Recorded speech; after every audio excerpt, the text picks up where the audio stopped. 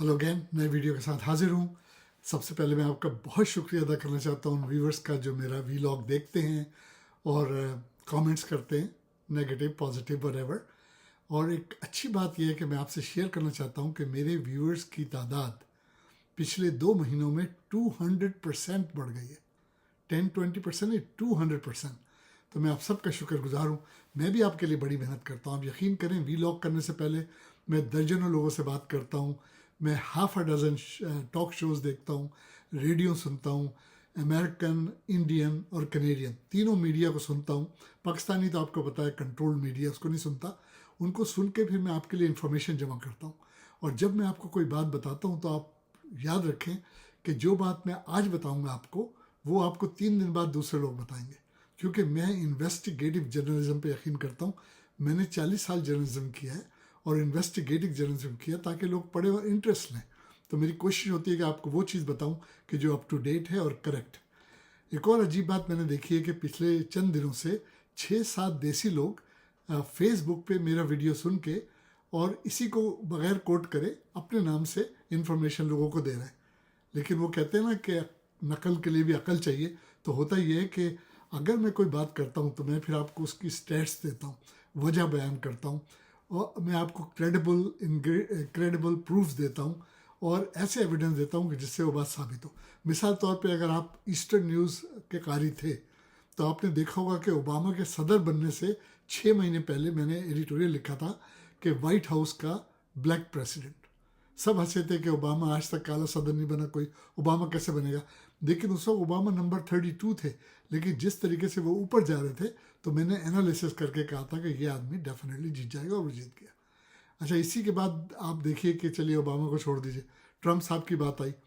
मैंने 4 महीने पहले उनकी प्राइमरीज वगैरह देख के सारा डाटा इकट्ठा किया और मैंने कहा जी ट्रम्प साहब जीत जाएंगे।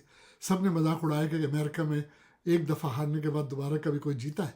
लेकिन मैंने वजह बताई थी। मैंने कहा पूरे अमेरिका को छोड़िए आप, सिर्फ जो स्विंगिंग स्टेट्स हैं 7 स्टेट्स, उनकी बात करें। जब ये ट्रम्प साहब मिशिगन आए थे, मिशिगन में 200 लेबनीज मुस्लिम रहते, डियर बॉन्ड में। जब उन्होंने इंडोर्स कर दिया था तो मैंने कहा था देखिए आज मिशिगन ओबामा का हो गया। पेंसिल्वानिया गए, मैंने कहा वो उनका हो गया। तो मैं सारी स्टेट्स बता रहा था कि किस तरह ट्रम्प साहब जीतेंगे और वो जीत गए। इसी तरीके से ओंटारियो की जब मैं बात करता हूँ कि डग फोर्ड दोबारा गवर्नमेंट बनाएंगे, तो मैं हवा में बातें नहीं करता हूँ, मैं देखता हूँ। सिर्फ मैं ये नहीं देखता कि जो गैला पोल है वो शो कर रहा है कि ट्रम्प साहब जो है उनकी पॉपुलरिटी जो है दूसरी लीडर से, लिबरल और एनडीपी, खैर ग्रीन तो अभी बहुत पीछे, उनसे आगे। मैं ये देखता हूँ कि जो वोटर्स हैं उनका क्या मूड है, वो क्या देख रहे हैं वोटर। ये स्नैप इलेक्शन है, टाइम कम है, मौका नहीं मिला लिबरल्स को, एनडीपी को प्रिपरेशन के लिए। लेकिन स्ट्रॉन्ग लीडरशिप बड़ी ज़रूरी है। अब जब फोर्ड साहब ये कहते हैं कि मैं ट्रम्प से बात करूँगा, तो it sounds right to me. I can see कि वो ट्रम्प से आंखों में आंखें देख के बात कर सकते हैं। इसी तरीके से जैसे ही लिबरल लीडरशिप शुरू हुई थी, जैसे ही $50,000 नॉन रिफंडेबल डिपॉजिट दे दिया कैंडिडेट्स ने और 5-6 कैंडिडेट कंफर्म हो गए, तो मैंने उसी वक्त वीलॉग किया था। आप देखें, 2 वीलॉग्स में मैंने कहा था कि मार्क कार्नी हमारे नेक्स्ट प्राइम मिनिस्टर होंगे, वो रेस जीत जाएंगे। मार्क कार्नी पॉलिटिशियन भी नहीं है, आउटसाइडर है। कभी उन्होंने कोई पब्लिक ऑफिस होल्ड नहीं किया, कभी इलेक्शन नहीं लड़ा। ट्रूडो साहब बहुत चाहते हैं, जस्टिन ट्रूडो साहब, कि वो किसी तरीके से पॉलिटिक्स में आए, उन्हें ज्वाइन करें, उनके कैबिनेट को ज्वाइन करें। लेकिन उन्होंने सिवाय इसके कार्बन टैक्स के एडवाइज़र थे वो, उन्होंने कभी ट्रूडो गवर्नमेंट को ज्वाइन नहीं किया। मैं हमेशा ये कहता था कि मार्क कार्नी में पोटेंशियल है।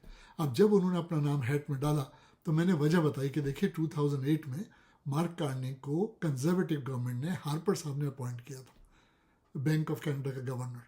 उन्होंने उस वक्त जो काम किए, यानी इंटरेस्ट रेट रिड्यूस करके जिस तरीके से भी कैनेडियन इकॉनमी को फ्यूल किया और कैनेडियन हाउसिंग क्राइसिस को ख़त्म किया, कैनेडियंस भूले नहीं हैं। वो उनके उन्हीं बातों पे उनको वोट देंगे। और उन्होंने, मार्क कार्नी साहब ने कहा है कि मैं दोबारा हाउसिंग क्राइसिस, जो इस वक्त सबसे बड़े क्राइसिस है कनाडा में, हेल्थ केयर हाउसिंग, मैं उसको फिक्स करूँगा। और वो कर सकते हैं।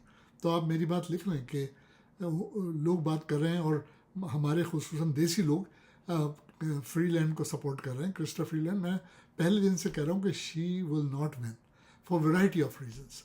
अब आप ये देखिए, आज की न्यूज़ है कि कार्नी साहब ने 1.9 मिलियन रेस कर लिया फंड रेजिंग में 1 महीने के अंदर। ये बहुत बड़ा रिकॉर्ड है। इसलिए कि जो अपोजिशन लीडर है पियर, वो जब बना था लीडर तो उसने फर्स्ट मंथ में 1.4 रेस किए थे, तो लोगों ने कहा था बड़ा पॉपुलर लीडर है। कार्नी साहब ने 1.9 किए, जबकि जो उनकी क्लोजेस्ट कंपटीशन या राइवल जिसे कहते हैं फ्रीलैंड, क्रिस्टा फ्रीलैंड, उसने तो 200 भी रेज नहीं किए। इससे क्या आपको मैसेज मिलता है? इससे मैसेज मिलता है कि जो पार्टी सपोर्टर है, देखिए प्राइम मिनिस्टर तो ऑटोमेटिक बन जाएगा ना जो भी लीडर बनेगा, लेकिन उसको जो लीडर इलेक्ट करेगा वो तो लिबरल वोट्स करेंगे ना, पूरा कैनेडा तो नहीं करेगा। तो अब आप ये देखिए कि लिबरल्स जो हैं, और मैं भी शुरू से फेडरल लिबरल हूँ, प्रोविंशियली मैं कंजर्वेटिव सपोर्ट करता हूँ, लेकिन फेडरल लिबरल जस्टिन ट्रूडो के फादर के ज़माने से, और मैंने काफ़ी लिबरल ऑफिस भी होल्ड किए, एग्जीक्यूटिव ऑफिस भी पोजीशन थी मेरी, पॉलिटिकल पोजीशंस। तो मैं अर्ज़ ये करना चाह रहा था कि जब हम कंपटीशन की बात करते हैं, जैसे रूबी थाला है, वो अपना टाइम वेस्ट कर रही है, वो सिर्फ ये चाहती है कि उसका नाम आ जाए कि भाई वो कैंडिडेट थी। Good luck to her, she is my friend, वो भी मूवी वगैरह की शौकीन है। मैं मूवीज़ बनाता था तो मेरी उस ज़माने में काफ़ी हाई हल होती थी। बहरहाल गुड लक टू हर, लेकिन ये सारे कंपटीशन बेकार है, गोल्ड मैन भी बेकार है कंपटीशन मेरे पर्सनल पॉइंट ऑफ व्यू से। तो मैं समझता हूँ कि the race is over, Carney साहब डेफिनेटली जीत जाएंगे, वही नेक्स्ट प्राइम मिनिस्टर बनेंगे। उसके बाद वो कब इलेक्शन कॉल करते हैं ये किसी को नहीं पता। और देखिए कार्नी साहब के जीतने से एक फ़ायदा ये होगा कि मैं समझता हूँ कि वो जो अपोजिशन लीडर है कंजर्वेटिव का, पियर पोलियर, उसको ज़रा बेहतर तरीके से डील कर सकेंगे। और मैं समझता हूँ कि अगर हमारे पास मार्क कार्नी नहीं होता और बाकी कैंडिडेट्स में कोई प्राइम मिनिस्टर बनता और इलेक्शन होते, तो जो पियर है वो तो कंजर्वेटिव को बड़ी अच्छी मेजॉरिटी दिला देता। अब ऐसा नहीं होगा, कार्नी साहब के बाद फ़र्क पड़ जाएगा, आप देखिएगा। अच्छा, दूसरी तरफ ट्रम्प साहब की बात करें तो ट्रम्प साहब को मैं रोज़ वॉच करता हूँ, he gives me surprises every day. और वो अब तक बात कर रहे हैं कि कनाडा को 51st स्टेट बना लो। आप लोगों को शायद नहीं पता हो कि अमेरिका के ऊपर 35 ट्रिलियन का कर्जा है, यानी अमेरिका 35 ट्रिलियन का मकरूज़ है। हम अमेरिका की बात करें तो उसके ऊपर इतना बड़ा कर्जा है। ट्रम्प साहब जो है उन्होंने कह दिया कि जी मैं तो पैसे जमा करूँगा, मैं यूरोपियन यूनियन से भी टैरिफ के ज़रिए पैसे लूँगा, कनाडा से भी, मेक्सिको से भी, और हर जगह से। और वो तो चाहते हैं कि ये भी ख़रीद लें, वो भी ख़रीद लें, कनाडा भी ख़रीद लें। बहरहाल वो तो सब उनके ख्वाब है, लेकिन वो इस चक्कर में है कि अमेरिका कहते हैं कि I will make America rich again. तो वो कहाँ से पैसे लाएंगे? वो उन लोगों से लाएंगे जो कमज़ोर हैं, जैसे सऊदी अरेबिया है, UAE है, कतर है, कमज़ोर ममालिक है ना, अमेरिका के भरोसे वो सर्वाइव कर रहे हैं। इसीलिए आप देखिए कि जो रशिया और यूक्रेन की वॉर ख़त्म कराने की ट्रम्प साहब कोशिश कर रहे हैं, उसकी नेगोशिएशन रियाद में हो रही है, सऊदी अरेबिया में। अल्लाह की कुदरत है कि इंडिया पाकिस्तान की जंग हुई थी तो ताशकंद में 1965 में रशिया में अयूब खान और लाल बहादुर शास्त्री गए थे नेगोशिएशन करने, सीज़ फायर करने, और हो गया था। तो अब सऊदी अरेबिया ने रियाद में नेगोशिएशन हो रही है, जबकि यूक्रेन प्रेसिडेंट ने कह दिया कि ये आप कहीं भी नेगोशिएशन कर लो, मैं नहीं मानूंगा कि US और रशिया जो भी डिसाइड करेगा, इसलिए कि I should have been a part of it, it's my people, it's my war. उसको क्यों पीछे रखा हुआ है ट्रम्प साहब ने? हालांकि वो भी चाहता है इनका। उसकी वजह ये कि ट्रम्प साहब बार बार ये कहते हैं कि I have a power to stop this war, और उन्होंने अपने इलेक्शन से पहले भी कहा था कि मैं ये वॉर रुकवा दूंगा, और वो रुकवा सकते हैं। वो इस महीने के एंड तक मिलने वाले हैं पुतिन से। अच्छा, पुतिन साहब ये कहते हैं कि जो यूक्रेन है उसको नेटो की मेंबरशिप नहीं दो, उनकी और भी कंडीशन, लेकिन ये बिगेस्ट कंडीशन है। तो जाहिर है अगर ट्रम्प साहब मान जाते हैं या अमेरिका मान जाता है कि अच्छा भाई हम यूक्रेन को डाडा नहीं करेंगे, तो वॉर डेफिनेटली ख़त्म हो जाएगी। ठंडी तो ऑलरेडी हो गई है, तो वो आई एम प्रीटी श्योर जब ट्रम्प साहब जाएंगे पुतिन से मिलने तो उन्हें मनवा लेंगे।